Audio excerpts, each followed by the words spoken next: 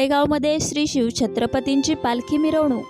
छत्रपती श्री शिवाजी महाराजांचा तिथीनुसार शिवराज्याभिषेक दिन सोहळा कडेगावात उत्साहात साजरा करण्यात आला।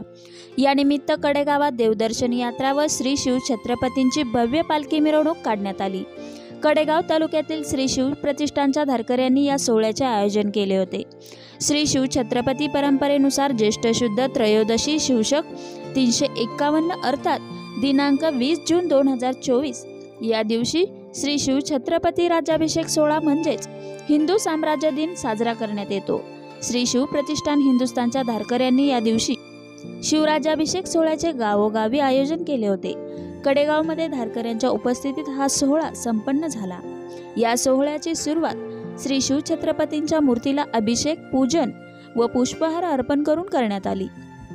या सोहळ्याला कडेगाव तालुक्याचे प्रांताधिकारी श्री रणजित भोसले, कडेगाव तालुका तहसीलदार श्री अजित शेलार, माजी जिल्हा परिषद अध्यक्ष श्री संग्रामसिंह देशमुख, कडेगाव पोलीस ठाणे निरीक्षक श्री विनय बहित, उपनिरीक्षक श्री प्रवीण जाधव तसेच कडेगाव नगरीचे विद्यमान नगराध्यक्ष श्री धनंजय भैया देशमुख, कडेगाव नगरपंचायतीचे आजी माजी नगरसेवक व सर्व पक्षीय प्रमुख नेते उपस्थित होते।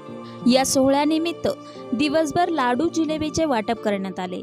सायंकाळी देवदर्शन यात्रा व श्री शिव छत्रपतींची भव्य पालखी मिरवणूक काढण्यात आली। विटे शहरातील शिवराज्याभिषेक सोहळा संपन्न झाला।